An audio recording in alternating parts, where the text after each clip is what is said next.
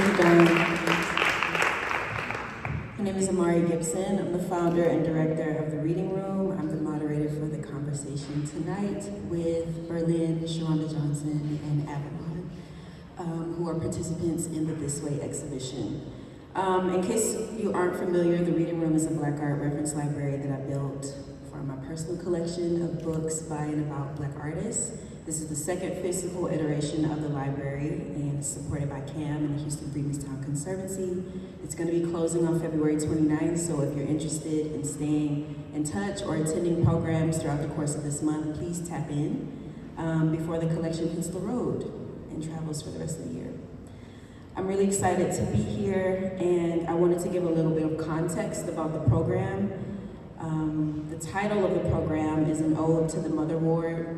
This is the first of the Reading Room's Black History Month programming, so it felt important to start with thinking about Black Houston. Freedmanstown is the center of Black Houston and the center of so many things that we've not given enough recognition to, so just putting that out there.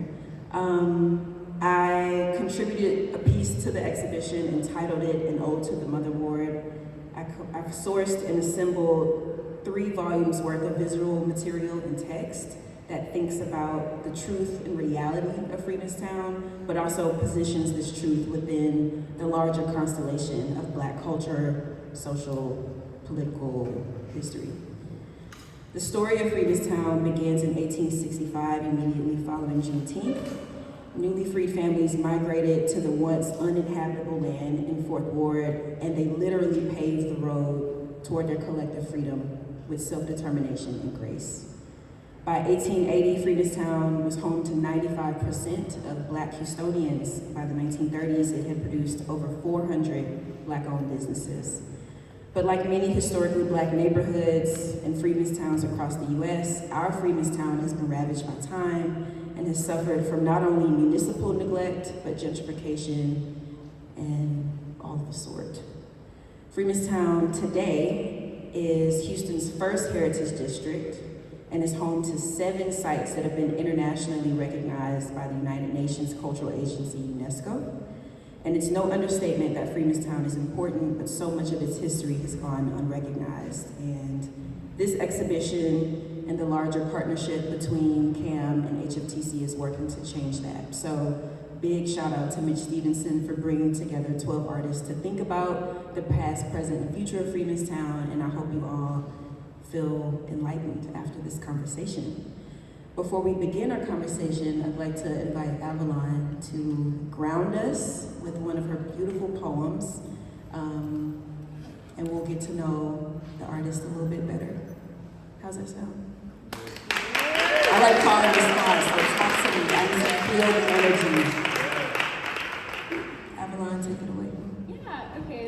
So this poem I originally wrote for a collaboration I did with the Houston Rockets.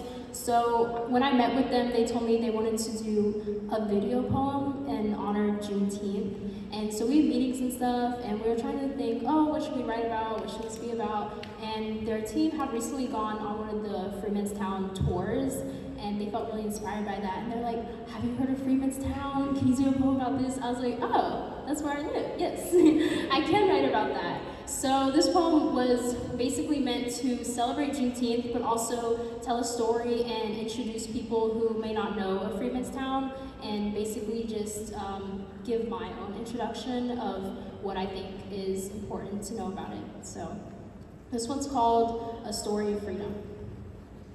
If a town could speak, what would it say?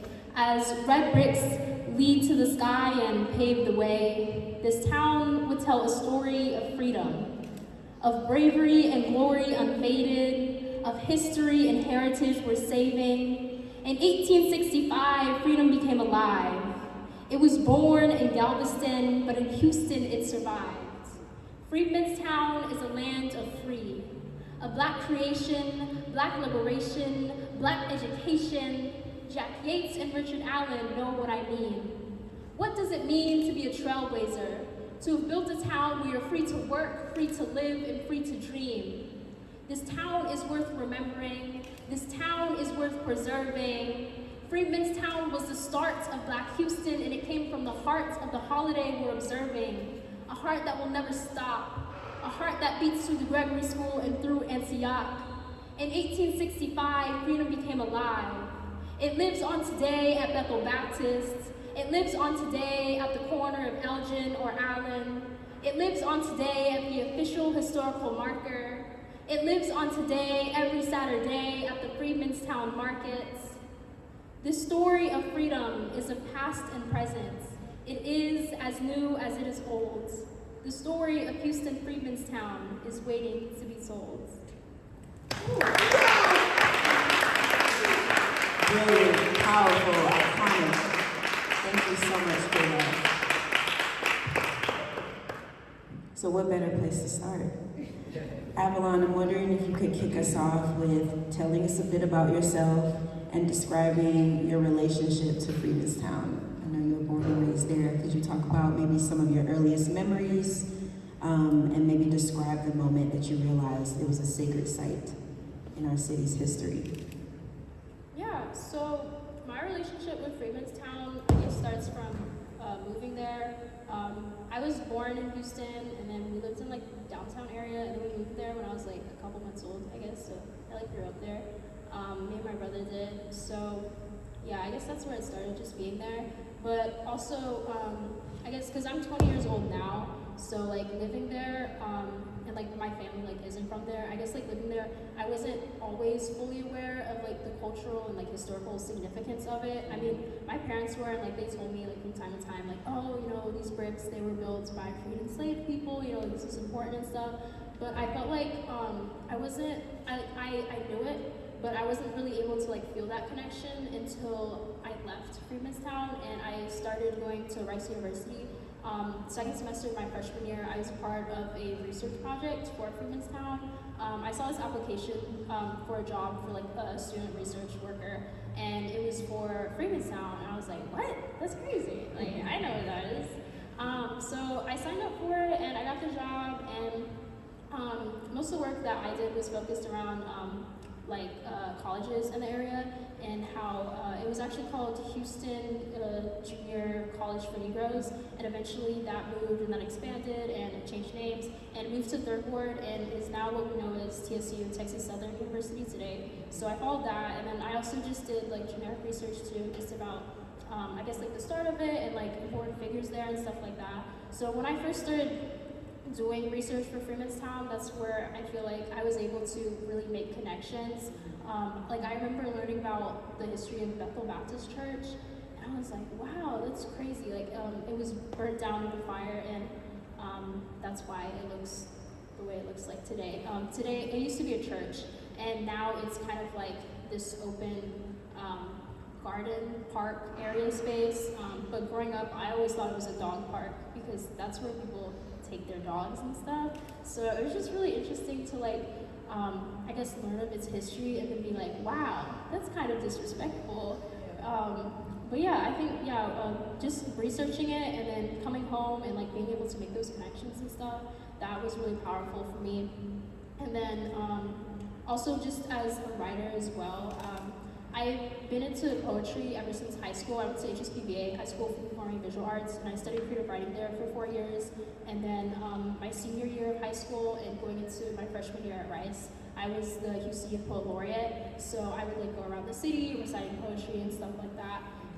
And once I started research for Freedmen's Town, that's when I started also like writing about Freedmen's Town too, because part of being like Poet Laureate was also not just creating like any creative work or poetry, but also writing work about the city. And I was like, wow, this is really like important information about the city that more people need to know about. A lot of people don't know. So yeah, like that's, I guess, would be my relationship with Freedmen's Town now. Thank you for that. Berlin, let's get to know you a little bit more. What's your relationship to Freedmen's Town? And could you talk a bit about your work prior to this exhibition? Is this on already? Yeah, I mean, my connection to Freedmen's Town, I think now it's a little more stronger, and I have a more understanding of like what's going on in the neighborhood now. I think Avalon spoke to a lot of that, not knowing and doing things, and things she said about the disrespect of just the dogs at the church is kind of like crazy. But even I think about it when not knowing that I grew up so close to it, being, living on Bomar, on Peden, which is like literally 3 streets over, and going on morning runs through Freemanstown, not knowing that it was Freemanstown, but like understanding that it was a black neighborhood. You could see the houses, you could see the people, like you understood what it was, and then crossing that street, running through Allen Parkway and stuff like that. So that kind of hit me a little bit, the disrespect, because I kind of felt that like, dang, like that was kind of me in that moment, running around not knowing. But then, my early connection to Freemanstown is my grandmother used to have a house over around the corner from College Park Memorial Cemetery. And then early on, when I was like 3, maybe 4 years old, maybe even 3, 4, super young. My memory of that time is like super vivid just because of like what we were going through as a family.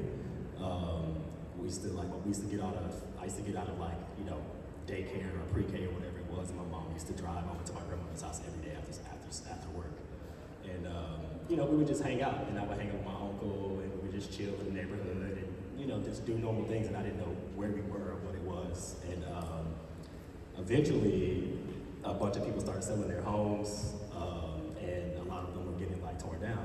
And eventually, my grandmother, the house that she was staying in, got sold, it got torn down, and they were getting ready to build new houses on the rich of the houses in the neighborhood today. So that's my early experience with, 4-4 Freemanstown, going around riding my bike through the neighborhood, up and down Allen Parkway, and then, after that, my grandmother moved right in front of College Park Memorial Cemetery. And so I used to walk through that cemetery, go to the corner store on West Clay and West Dallas, not knowing, just like super, impressionable, not really understanding that, Jack Yates and other founders of Freemanstown are in that cemetery and buried.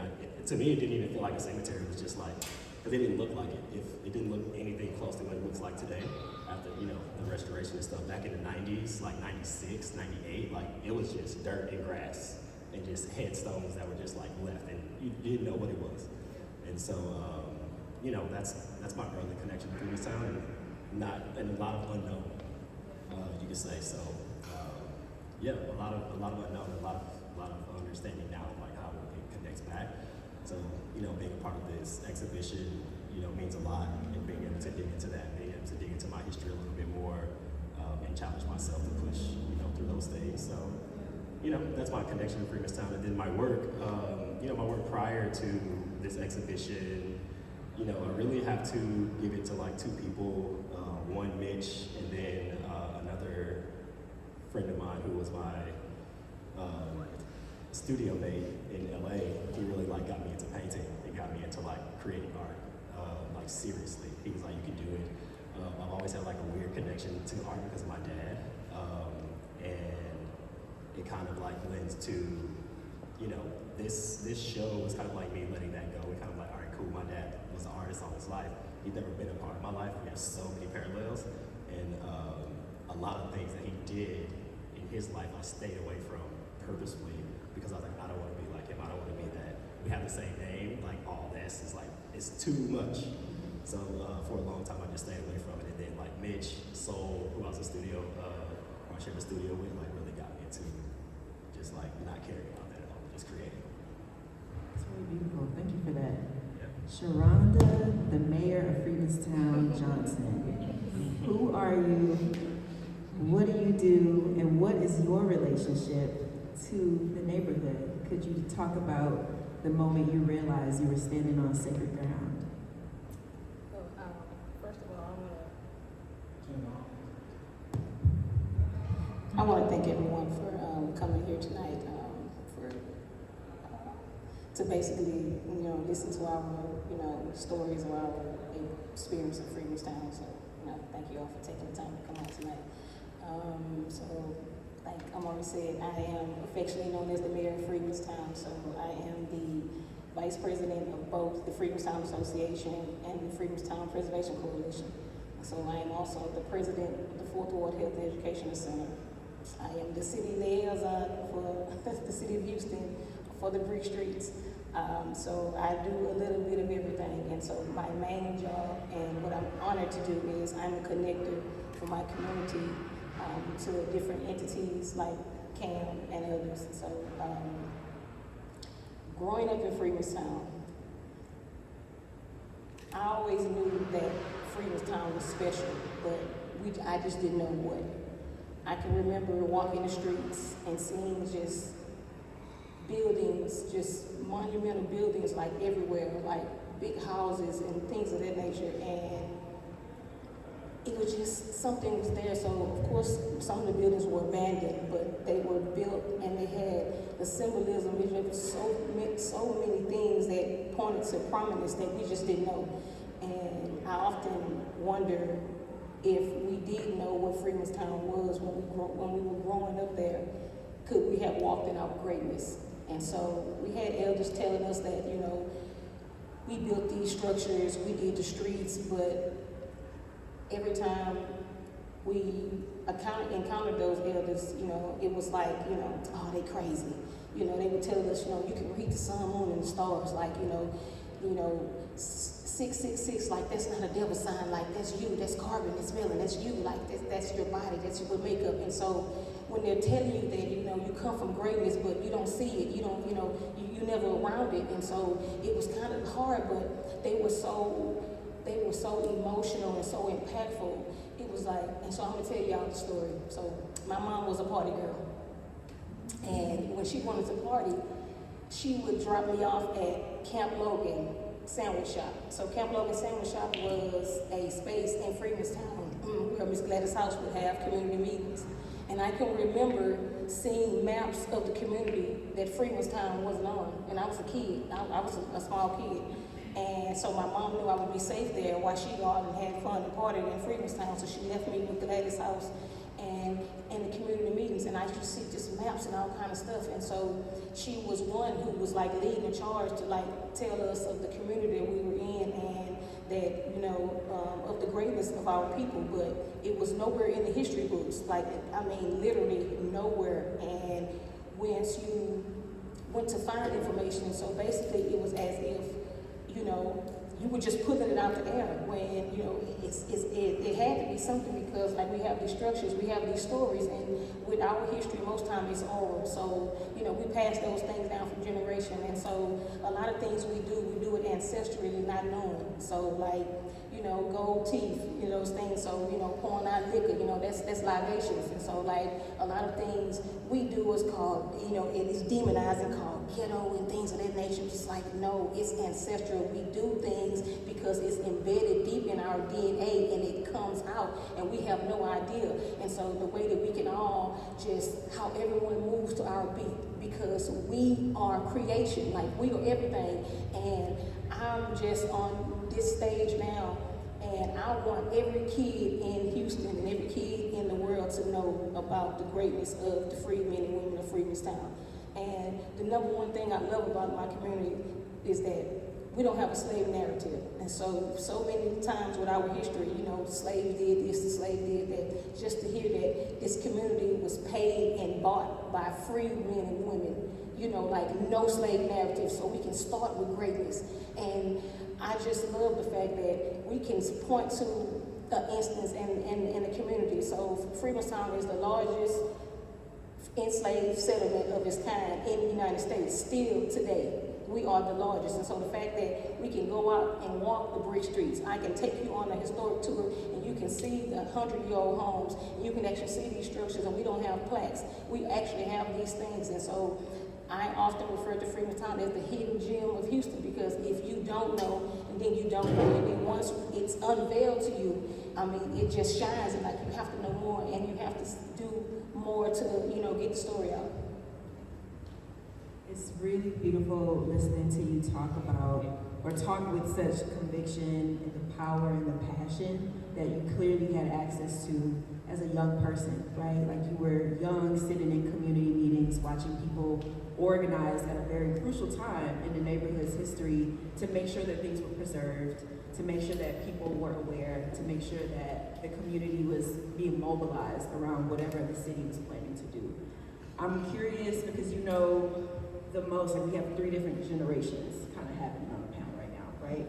I'm curious if you could give us a little bit of context, because the Rebirth in Action project, the partnership between CAM and HFTC, is not the first of its kind to come to Freedmanstown.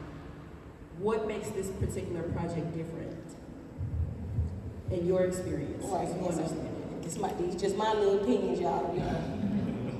Speak your mind. So I just believe, and so I often say, I lived through 10 failed master plans for my community.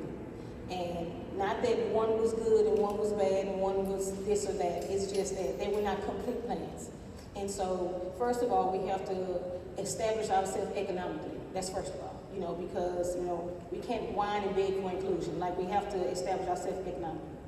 And once we do that, then we could be able to participate in different developments and things of that nature. And so with these failed master plans, it just was A, B, and then they'll jump to Z and come back to E, and then they might go back to A, you know, L, or we'll have a big gathering like this, and I'm just pouring my heart out to you, telling you what I want. You just, okay, and you go right out that door and do what I just said I didn't want to do. And so the idea was, with this particular project, I believe they brought all the top heads of the city together, with CAM, the Conservancy, the Mayor's Office of Cultural Affairs, just like everyone that could, you know, because we have some of those bright minds, you know, sitting in here now, you know, everyone that could, you know, think of how can we merge an infrastructure project with historic preservation. And the catalyst was art. So with art can be anything. And the fact that CAM, you know, 75-year-old institution, you know, I mean, historic, if you just say the name CAM, people just lay down and you can just, you know, do about just about anything.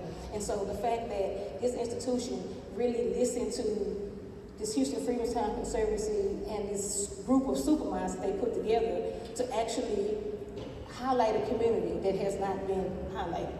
And so, and another thing that I believe is different about this particular project, is because the monies are connected to certain amenities like Texas Antiquities are. And so, because they want to get this right, and so if we're not doing this right, then you won't get the money. And so this time, I believe that all our ducks are lined up in the row, and they have centered community. And so when I say centered communities, like, no, they don't have any pre-plans. And so, no, this is not the usual project. No, when I say they are actually listening to every complaint, even the ones that don't make sense, and we have to get better with that, y'all. You know, once we have people listen to us, we have to make sense. Like, you know, we have to get better with that. And so, you know, I should, you know, I continue on. But the fact that it is actually community centered, and with that, you know, bringing in someone of my stature, because I have a connection to the community. So my job was to basically bridge the gap, because historically the city of Houston has been our biggest nemesis. The reason that our brick streets look like a Mitch quilt now is because the city of Houston allowed permits and different things to basically piece together, you know, on the brick streets. And so now we cannot act as if, you know, they are our savior, because they're not, you know, and we are not appreciative for what they're doing. They should have been done this, and now we're going to make sure that you do it right. So what we're not going to do is we're not going to glorify the same person that caused all the trouble. And so the idea is that this little neighborhood association with the groups that made, that we actually battled against the city of Houston and won, like took them to court and like literally won. It's like a whole David and Goliath. And so you wonder, like, why are those bricks still in the streets? Because we had a whole community, a whole city actually, that actually sacrificed everything to fight for them. So that's why things are still in the streets. That's why these structures are here. And so the city has realigned with us, hopefully, to basically highlight and what we have been dragged, you know, I mean, just fighting to hold on to. And so now, once again, these are just my opinions. Now the city found a way to monetize it. Okay, so yeah, we have to make money. And so not only the city going to make money, the community is going to make money as well. And so we're not going to get on our soapbox, and we're not going to beg for inclusion. We're going to create ways like the historic walking tours that I designed. That was a way for my community to be involved in the direct tourism of heritage tourism that come to the community. So my community can be directly paid, and I don't have to be paid through a middle party and things of that nature. And so we basically have to, I just feel like it was up to us to activate what was already there. And so since we have this, highlight with the city, with the Houston Freedmen Conservancy, with the Contemporary Art Museum, and so now it's up to us, the community, and the activists and people on the project team to actually get what is needed. And it's 1.5 miles of brick streets restored. The infrastructure up under curated and the bricks placed back in the street. Simple. Simple. Obviously easier said than done, but simple. Straight to the point. I want to stay on the bricks and Berlin. Can I say something before you go there? I mean, that question was like, why is it working now? And I think what you just laid down is really why it's working.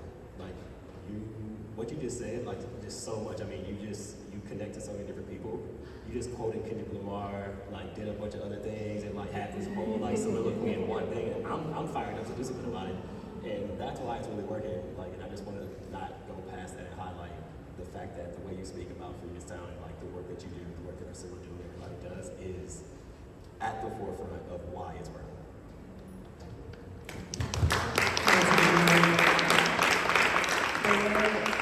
Charonda was talking about the brick streets, right, being the focus of this project, the infrastructure, the preservation, and you made the bricks the core focus of your contribution to the exhibition. I'm wondering if you can talk about the work that you made, but also think about when you were first invited to participate in the exhibition, what came up for you? What was maybe the highlight from the walking tour that you went on? The things that you learned, how does all that kind of translate into what you created? The main thing that on the walking tour that struck me to like focus on the bricks was, when me and Sharonda were having a conversation, I had the pleasure of just having a one-on-one tour with Sharonda, which was great, so we stopped, right in the middle of, the main intersection of Freemanstown, and I just stopped. I was like, man, the main question that's been plaguing me and still plaguing me today is, what would they say if they were here today? So like that's really the thing that really informed my work and still kind of informs everything that I kind of think about now. It's like if they were here today, what would they think about our progress? What would they say about our progress? What would they say if they were just here? Because like Sharonda said, they did all that in the late 1800s when it was impossible, and we kind of walk around free today. Like, what would we do? Like, what would they think about our progress? What would they think about our progress, and what would they think about how we are actioning on our everyday lives? Was the main thing that stuck out to me, and that I wanted to approach in the work. So, yeah, I don't know that answers to most of your question, but that's like. What about the title? The title? The title of the work. Yeah, the title was, everything was wrapped up in that one, thing. Like, like what would they think about our progress? And the title of the work is Leave It All Behind. And it's with a question mark. With the question mark. Originally, I wanted to be like ... because it's just like, just a continuation thought of like, leave it all behind. And it's just an open-ended question, like, what do you think when you read that? What do you think when you think about that? Leave it all behind. Do you go to the neighborhood, and when you go on this tour, do you leave it all behind? When you have this conversation with Sharonda, do you just leave it all behind? When she's giving these talks, and people are going out in the parking lot and saying, okay, we're just gonna do this. They're doing that. And it's just a question not to anybody else, but to the people in this room and the people that want to be a part of it. It's a question of Black people, period. Like, leave it all behind is that what we're going to do. And that's kind of like what we do in a lot of situations, in a lot of instances. We get the ball rolling, and then our focus gets shifted somewhere else, and then we go to something else, and then the shift goes over here, and we never can like really finish out what we start. So that was a lot of it. I spoke about my dad earlier, not doing the work, so like just tying that to like, leaving that whole like part of my life behind. and just kind of just really kind of just dig into like how can I be of service to the community outside creative work and creating art, because you know that's just one part of it, and it does a lot, and that's what got the ball rolling. But you really have to actually be actioning on things, finding your place within the community, like organically, which I think is important to me at least. Like not trying to like force it, like just listening to what Charonda actually wants, like listening to what Priscilla is actually posing, and like, you know, even Avalon, you know, she's, you know, from there. So it's like, what are y'all actually trying to do, and how can I step in and lend myself of service in any type of way? So I'm not going back and being, not honoring what I'm actually trying to say and what I'm doing in my work anyways. So, yeah, that's how the name came about, and, you know, my main thought process about creating work. You got some feedback about the name, didn't you? Yeah, I got feedback from some of the people some of the community members about the name, just kind of like wanting to understand more. I try not to explain too much. I want people to kind of dig into it and find their own answers within the work. So it's like, if that's what you think that I'm saying, then that says a lot. Like, because that's what people are literally doing. Like, that's what it is. Like, this is it. It's just point blank and simple, like, period. Like, nothing else. Like, that's what's happening. So, I think they just I think they wanted more information and understanding of like where I was coming from, because they're like, that's what we're trying to do. Like, we're actually trying to get people to come over here and like listen. And I'm like, yeah, me too. Like, I'm trying to like tell you, like, I'm gonna tell you to your face, like, you're just you don't care. Right. And that's just straight up. And me too. I'm not saying like I'm better because I stayed across the street too and didn't care. So like, what are we doing? And so that was, you know, kind of the conflict that I was having with myself and the whole name, and trying to make it stay within the way I intended it. How did that translate materially? There's a couple images cycling through. Materially, so the work is made out of wax. So they're made out of wax, and I took actually molds of like some of the actual bricks from the streets that Charonda so graciously gave to me to make them with. And you know, wax is candle making in a sense, and wax and stuff has always been like a part of my past and and something that I've done like for work.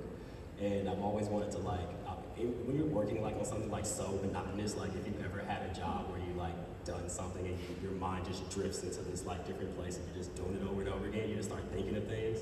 So like the conception of that happened then. I'm like, oh man, what else can I do with this? And I'm just like making this one thing, and no one else is like thinking like, oh, this could be something else. So like that probably was like 2014, 2015. So like I've always like wanted to do something with wax and like figured out like how can I do this, and this opportunity came about. And you know, when I was on a tour with Charonda, she was telling the stories, and then even, you know, Avalon told the story about how, you know, some of the structures in the neighborhood were burned down. And that was a way that, you know, people were forced out of the neighborhood back then. And Charonda can tell the story better than I can, because, you know, it was really just a tactic and a motive to like really drive people out of Fourth Ward once they built it back up. And, you know, it didn't push the people out of the neighborhood. Everybody stayed, they band together, they came back, and they rebuilt and they stood together. And so with the work and with the wax, if you light a candle and you burn it, it evaporates and goes away. But if you take the vessel that it's in away and you just light it like a pillar candle or anything like that, like, you know, just it melts down. But when that wax is done in the burn, you can actually, you know, pick it back up, remold it, reshape it, and rebuild it again to something else. So that was a thought process that I had with creating this work. And then on top of that, Mich wanted me to like incorporate the wig within the work, and I was like, nah. Like immediately, I knew I didn't want to do that. And it's so like remedial kind of, but you know, wigs are usually white, right? So, you know, once white people were added to the neighborhood, you ignite that flame, what happens? It's gone. So, no wigs for the bricks. No wigs for the bricks. Avalon, so you didn't make an artwork, but you wrote a poem. for Nate's film, Hold It Close, Don't Forget, that's entitled Call Home. Could you talk about your experience working on Nate's short film that I think really anchors, in some ways, thinking about the future and the present of Freemanstown? You kind of see a still right there, perfect timing. Could you talk about that? Okay, yeah. So the poem that I wrote for this short film is titled A Call to Home. And so how I started this was basically I got an email from Mich and he was like, hey, Nate is wondering if you'd be down to do a poem for this. And I was like, yeah, I am down. And then Nate reached out to me and the video wasn't done yet, but he did have like a short clip from it. And so the clip was kind of similar to that still we just saw. So Charonda holding up the brick, and I was looking at it, and I was like, I think I was looking at it on my phone and then writing on my laptop at the same time. And like I was in a meeting at Rice when he sent me that, and I saw it and I was like, wow, this is like one of the coolest things like ever that I've seen. And I was like, yeah, I feel so much inspiration from this. Like I started writing it right then and there. And we ended up using that first draft too, which is crazy. That's something I never do. But yeah, Calls at Home. So when I saw that image of these residents holding on to bricks, and these bricks kind of look like they're pulling them up, and I was like, okay, so these bricks, they're powerful, they're strong, they're pulling these residents up, but where are they pulling them to? That was my question when I first saw that. So I was thinking, I was like, they're pulling them to home. That's what I felt, that's what I saw when I saw that. I was like, these bricks are pulling these residents to their home. And, well, what is home? And then I started thinking about, I guess, like the origins of Freemanstown and how these freed people built their own home. And then just also the idea of that history of like being like a freed enslaved person. What was your home before that? You know? And then this idea of creating a new one. And then also like a lot on my mind was the erasure of Freemanstown. And so I think I was just thinking about this idea of home, these bricks, pulling them somewhere that's stronger than them, more powerful than them, more powerful than, I guess, like the gentrification or like the erasure of the history and stuff like that. So yeah, that's where the title came from. I think it also thinks about the importance of spirituality. Like a call to home, going home in Black culture means going on to be with the Lord. Going on to a place that's, you know, if you're not Christian, better than where you are right now. Yeah. And so it's interesting to think about the bricks carrying residents, carrying, you know, the folks in the video, 4 different generations of Freemanstown folks off to a new place. I think Nate was also thinking about the bricks sort of being suspended in time, is how he kind of described it, right? Like all of the controversy around the bricks being evidence of survival, but also a point of contention. What's this sort of tension between preservation and renewal, gentrification and urban development, and there's a lot of frustration, I think. And Charonda, you started to speak to some of that, the letdowns, right? The 10 different type of master plans that you've seen come in and out that have failed and flopped, right? And I know you've also named that this won't be the last project to come to Freemanstown.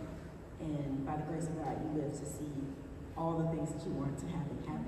Could you talk about Nate's film? Because you star in so many different people's work in this exhibition, in addition to creating work and co-curating the show.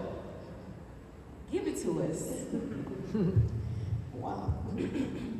So I just want to thank, Mich Stevenson, because first of all, like, he is a genius. Like, he really is. Like, the things that he saw for this show, like, we was like, what? Shut up, that don't make sense. But it did make sense. Like, and I'm a visual person, so like, you can explain. I'm just like, I have to see it.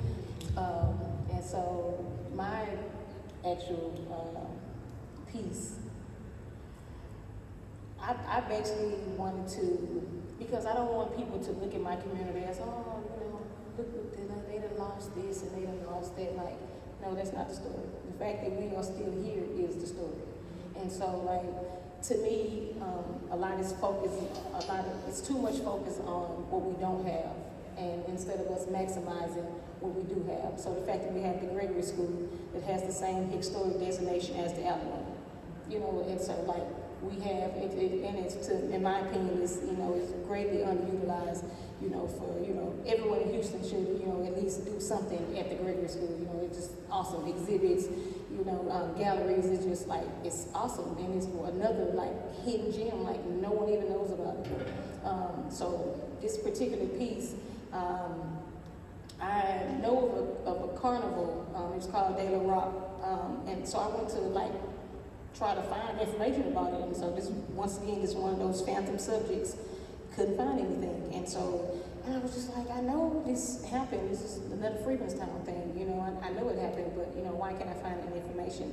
And so I had to I actually had to call a researcher. Her name is Ray Bryant, and I was just like, look, I'm trying to find something about this carnival, and I can't find it. And she was just like, oh, it's such and such so and blah blah blah. I'm just like, what? Like she just knew it off her head. Like, oh, you got to go to the Houston Daily Post and such and so and just send an email like, it's 93 mentions of it and this, that, and like, And I was just like, well, thank you, like, so I'm gonna go read every last one of them. And she was just like, and I know you are, because people don't even read emails, and so I go and that's what I do, y'all. Like I'm an avid reader. Like I read everything. So and because I can't say that they tricked me if it's in the email and I didn't read it, so I make sure I read everything. So as I'm going through the Houston Daily Post, the archives, I'm actually trying to recreate an advertisement for the carnival.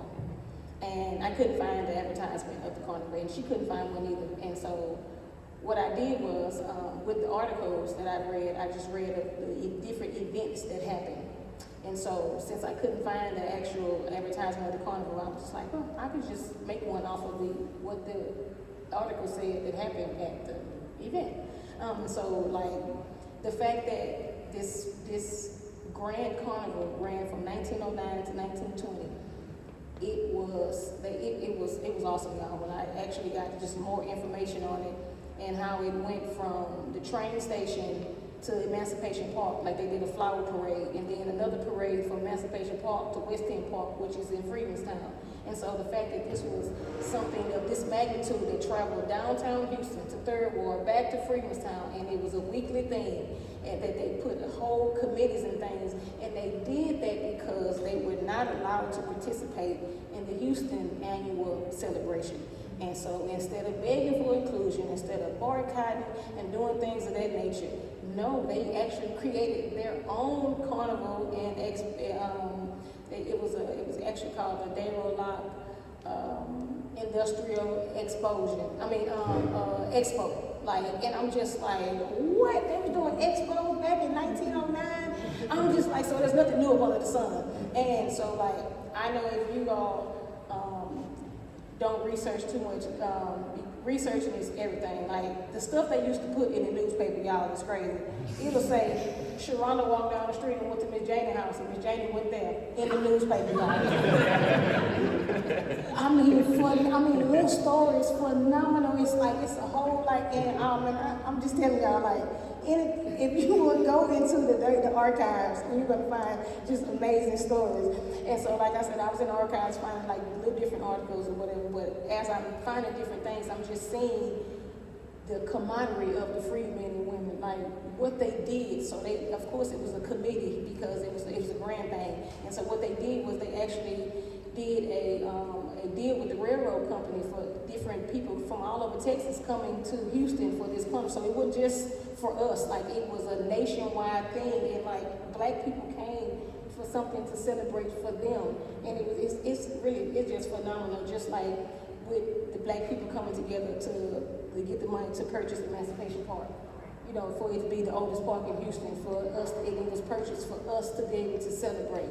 And so this is my opinion that if we get back to those things like building each other up and stop worrying about if I give you $1, this dollar gonna make you a millionaire. I am honored that my dollar made you a millionaire. I am honored that anything that I can do to sow into you to make you better, I am honored to do that. And I just believe that we should get back to pouring into each other, pouring into our youth.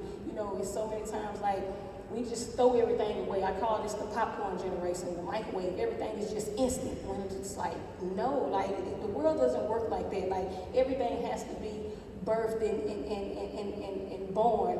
And out of this project, you know, I birthed another example of greatness of our people. Something that was hid, something I had to go dig in the archives to find. But when I found it, I found the greatness. And so the carnival actually was celebrating the different harvests of cotton harvest, pecans, but just anything that came in, and they didn't want us to celebrate it.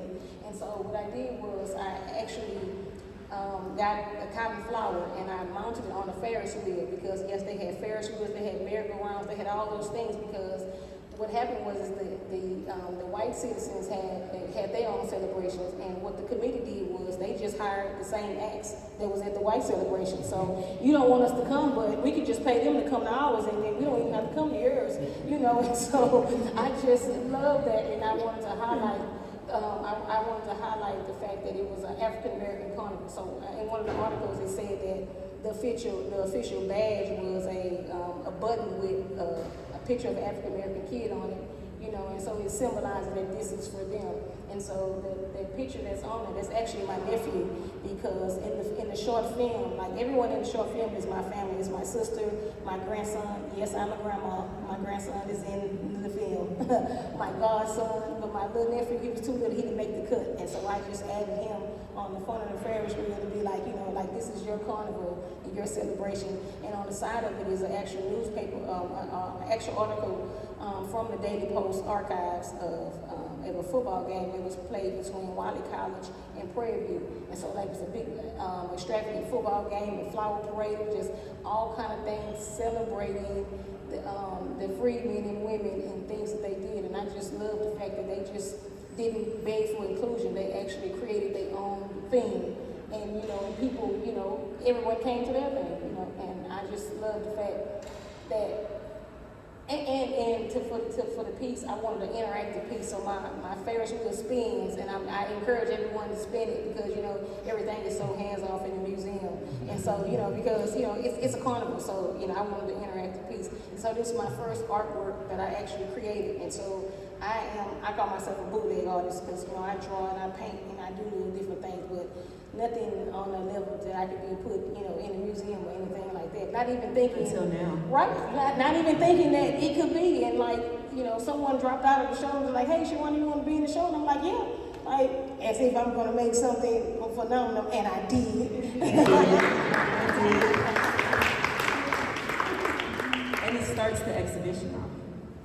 And it thinks about Juneteenth as well, which is a wonderful starting point, right, for a show that's about Freemanstown. I'm curious about Juneteenth. Like, I want to open the conversation up to kind of connect us to a larger Black cultural phenomenon, right? Juneteenth became a national holiday during a very charged political year. Do you think that because of its importance in the history of Juneteenth, right? Juneteenth becoming a holiday, do you think the sort of national recognition, local recognition, international recognition of the neighborhood in a real way will follow that? I do, because for so long, you know, Juneteenth was just our story. But like literally, I've learned that everyone that had a enslaved moment had a Juneteenth of some sort. Mm-hmm. And the fact that now, once again, it's commercialized and it's monetized, you know. And so, white people get the day off. Right, and not just white people. Everybody gets the day off. Right, and so, you know, we got to take it, you know. But, so my point is, so many things with us we always want to react to, you know, and so they done made Juneteenth a national holiday. But no, what we should have been doing is we should have been trademarking things that can come back for us to actually benefit. That's what we should have been doing. And we should not have been in our feelings because we didn't get reparations and we got Juneteenth. We should have been programming. We should have been acting and stop reacting. And so my thing is, we be in our feelings too much. And I tell people, this is my saying, y'all, get out your feelings because there's no money in there. There's There's no money in your feelings. There's no progress in your feelings. Like, you know, only you are in your feelings. Only you. Only you. I feel like that was personal. I'm a Pisces. I take that personally. There's no money in my feelings. Good grief. And so what we need to do as a culture is let's get ahead of things. And so if we don't want them to monetize Juneteenth, let us monetize Juneteenth. You know, okay, we have it now, and so let's maximize our holiday. You know, stop going all out for the 4th of July. You know, go all out for Juneteenth. Plan family outings on Juneteenth. Like, so let us celebrate our holiday, because if we don't, we know what's going to happen to it. We know what's going to happen to it. We're going to have them doing other things, and then what? We're going to be right back in our feelings again. And so I am actually, you know, because Texas was actually the first state to recognize Juneteenth in 1980. They called it Emancipation Day, you know. And so the fact that the Lone Star State recognized it before anyone else, you know, see, in the 80s we should have been on it. We should have been on it, you know. And so, like, personally, I love that it is a national holiday, and I love that now it is just not our story, and it belongs to everyone. And so one of our good friends, Reginald Allen, now he's actually taking his Juneteenth thing and it's going all over the United States, when it was just a Texas story. And so to me, that's progress. And that's so now our story is just like, you know, because we're not the only freedmen's town in the United States. There are actually so many freedmen's towns in the United States. Ours is just the one that is still here and that we can still celebrate. And so my opinion is that we just need to maximize our holiday and let everyone else see us celebrate. Berlin, you're a reverse migrant. So, of course, in the process of participating in the show, you're navigating the city. What does it feel like to move around the city right now? Things look, obviously, I'm sure, you know, a lot different than they did when you were younger. What are your thoughts on Black Houston today? I think it's amazing. I think it's the best it's ever been. I think you do a good job of like leading that charge. You know, everyone at Sandman. You know, there's so like back in even when I first met Mitch, I met Mitch like 12 years ago. And it was I don't know if it was at Blacksmith, maybe it was at Blacksmith, but it's one of my earlier memories. And I always like, you know, look at people's shoes. Even tonight, you know, I'm just looking at what people wearing. You know, you got some Babes, you got some Yeezys, you got, you know, some different things. I see some like nice little, you know, garbs going on. And so that is like a rare thing. Like back in 2012, like to see somebody with like some comb on or something like crazy, or like inside of like something outside of Houston was like rare. So you would always connect with people, and now I think like, you know, obviously social media and all that stuff, everybody's more aware, but I think it's at the highest of it as it can be. Like everybody's like, no, we need to like actually get on this and do things now. And you know, everybody's aware they want to be a part of it, and you don't have to go to New York or LA or wherever to be a part of it. You can be right here. It's like a lot going on within the city that you can be a part of. So I think what's happening now is like the best thing. It's all, anytime I'm not here, I'm like FOMO when parties are happening or things are going on. I'm like, damn, I should be there.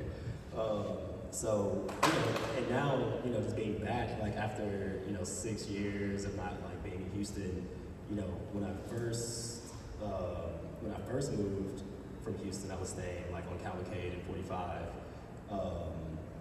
And now, you know, you go to the neighborhood now, it's a lot of white people live over there. My apartment was $645. Like now it's like $1,300, $1,400 just to get, you know, an apartment over there. I'm like, who's buying it? Like, who's living over there? Like, I barely was affording that at the time. So it's like, I can't even like understand it. Even if you go around anywhere on 16 on the Loop, like it's all gentrified. I was just having a conversation, you know, just now with someone in the Uber, like there's more people that are moving to Houston. There are more people that are doing things, and you know, connecting back to like what I said earlier, like when we think about progress, connecting back to what Charonda said about Juneteenth, like what are we doing? Like it's happening right now. Yeah. Like they doing it right under our nose if you don't see it. But you know, what are we doing? Like what are we're still kicking in? We're still just like, going to our day-to-day things.